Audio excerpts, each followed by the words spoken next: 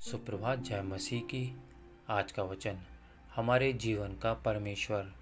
लूका उसका 6 अध्याय उसकी 46 और 47 आयत। जब तुम मेरा कहना नहीं मानते तो क्यों मुझे हे प्रभु कहते हो। जो कोई मेरे पास आता है और मेरी बातें सुनकर उन्हें मानता है, मैं तुम्हें बताता हूँ कि वह किसके समान है।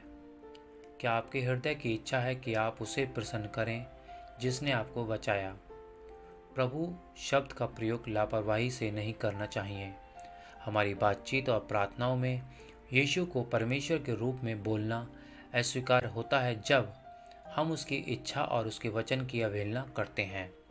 बहुत सारे विश्वासी शायद सोचते हैं कि यह कथन उन पर लागू नहीं होता है, लेकिन हम सभी को यह महसूस करना चाहिए कि प्रतिरोध सूक्ष्म हो सकता है। शायद हमारी आज्ञाकारिता को प्रभु का अनुसरण करूंगा। यदि हाँ, मैं वह करना चाहता हूँ जो सही है, लेकिन जैसी शर्तों के साथ योग्यता प्राप्त करके हम सोचते हैं। जब यीशु को पवित्र शास्त्र में प्रभु के रूप में पहचाना जाता है तो यह दर्शाता है कि वह जीवन और सारी सृष्टि पर सर्वोच्च शासक है।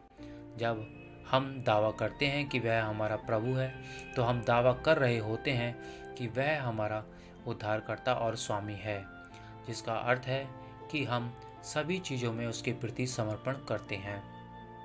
अगर हम इसे मौखिक रूप से प्रमाणित करते हैं लेकिन वास्तव में वह नहीं करते जो यीशु कहता है, तो क्या हम वास्तव में उसकी सेवा कर रहे हैं।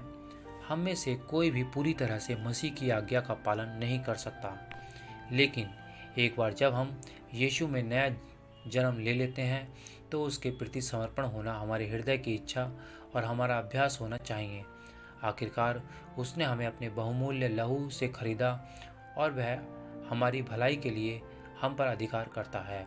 इसलिए यद्यपि हम कभी कभी संघर्ष में घिर सकते हैं, हमारे जीवनों को हमारे प्रभु की आज्ञाकारिता द्वारा चित्रित किया जाना चाहिए, क्योंकि हम उसके हैं। धन्यवाद। परमेश्वर सबको आशीष और बरकत दे।